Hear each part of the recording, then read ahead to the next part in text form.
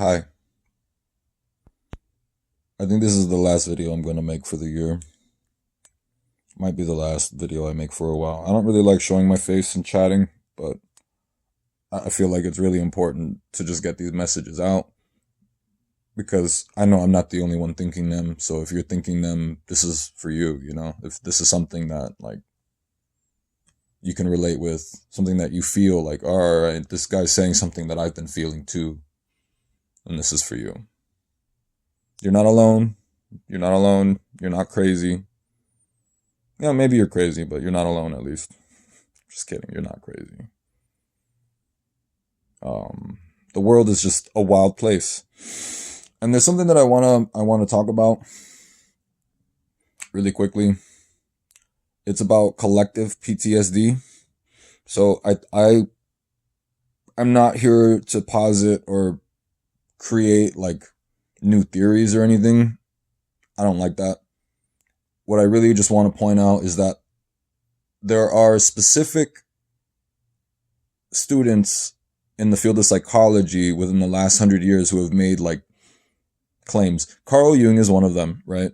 Carl Jung has claimed that there is such a thing as a collective mind that we all share. And a lot of people, like, they're arguing what that means. I don't know what that means. All I know is that collectively, we're all in this together, right? And when you think about what has happened in the last 5 years ago, COVID-19 had the whole world in a state of trauma. And we're trying to put a Band-Aid on that whole experience still to this day. But the issue is that collectively, we all have PTSD to some degree. Some of us on a greater scale, but the whole point is that some of us don't know how to properly recognize or address that, right? And I'm not a psychologist. I'm not a person who can make diagnoses and say like, oh yeah, you have PTSD. So don't come to me for that. But I think collectively, when I look at the world, it just looks like everybody is showing symptoms of what is called shell shock or PTSD from the whole psychology side.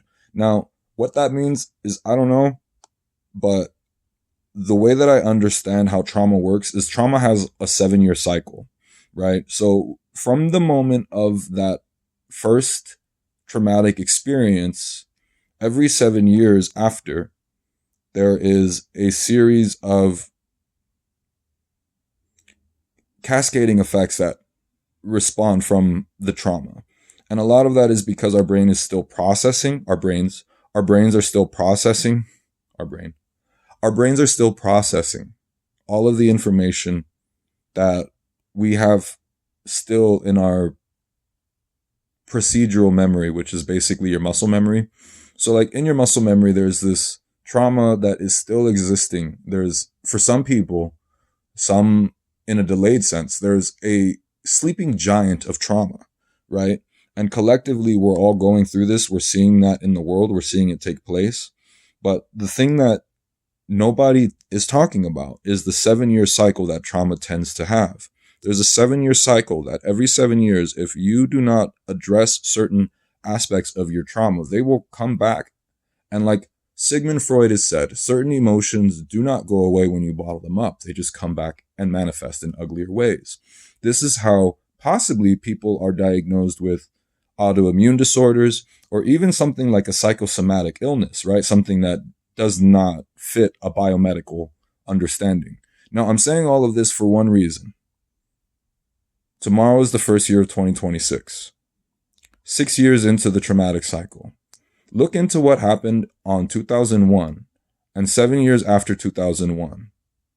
Look at the things that have happened. Every 7 years after a severe traumatic, especially a worldwide or a community-wide traumatic experience, every 7 years there is a set of cascading effects that I want to say are non-conscious or unconscious, because that's how trauma works. Whether you're aware of it or not, it still plays out. So this is the year for you to become aware of things that you have not addressed in your life. 2026 is the year for you to become aware of the things that you have not addressed in your life thus far. If you're somebody who is in your 30s, that might feel like an emotional crisis or a midlife crisis or whatever quarter life crisis you might be going through. If you're not in your 30s, maybe you're in your 20s. But this is mostly for people who are adults.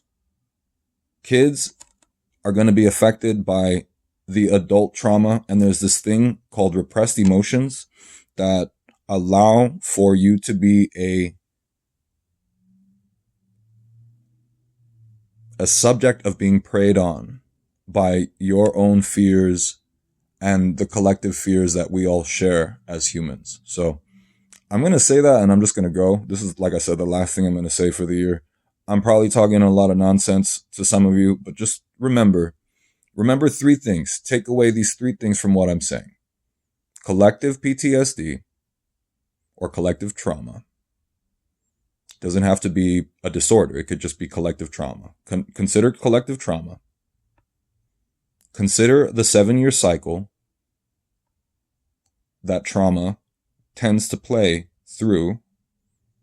And consider the fact that healing is not linear.